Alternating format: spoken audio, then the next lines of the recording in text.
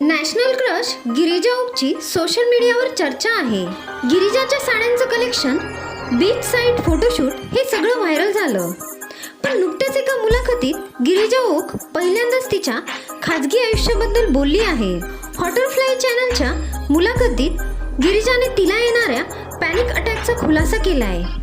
पहिल्यांदाच तिने आई वडिलांच्या डिवोर्सवर भाष्य केलं आहे. गिरिजा ओकचे वडील हे मराठी मनोरंजन सृष्टीतील प्रसिद्ध अभिनेते डॉक्टर गिरीश ओक हे आहेत.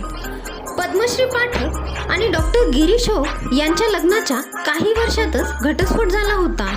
याबाबत बोलताना गिरिजा म्हणाली, आई बाबा वेगळे झाल्यावर मी खूप तणावात होते. माझ्या आईबाबांमध्ये मतभेद होते हे मला माहिती होतं. त्यानंतर हळूहळू वाद वाढत गेले आणि त्यांनी वेगळं होण्याचा निर्णय घेतला. या सगळ्या गोष्टीचा मला सुरुवातीपासून खूप त्रास होत होता. डिवोर्सवर बोलताना गिरिजा म्हणाली, एकतर त्यावेळी मी लहान होते, मला शाळेचं परीक्षेचं टेन्शन होतं. अशा परिस्थितीत घरी अशा गोष्टी सुरू असल्या की अजून त्रास होतो.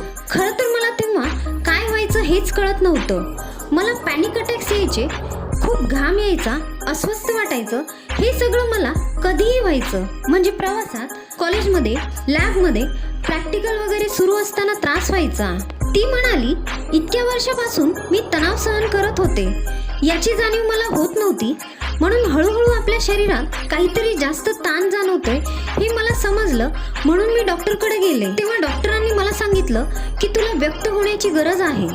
सुदैवानं माझ्या आयुष्यात सुरत गोडबोलेसारखी चांगली व्यक्ती आली. आम्ही चांगल्या वाईट सर्व गोष्टींवर बोलतो. आम्हाला एकमेकांबद्दल सर्व काही माहिती आहे. मेंटल हेल्थला प्राधान्य देणं आणि परफेक्ट पार्टनर मिळणं गरजेचं असल्याचं गिरिजानं सांगितलं. मराठी मालिका, सिनेमानंतर गिरिजा ओकने बॉलिवूडमध्येही आपल्या अभिनयाची छाप पाडली आहे. तारे जमीन पर, जवान अशा अनेक बॉलिवूडपटात तिने काम केलंय. अशाच अपडेटसाठी मराठी विश्व या चॅनेलला सबस्क्राईब करा आणि व्हिडिओला लाईक करायला विसरू नका.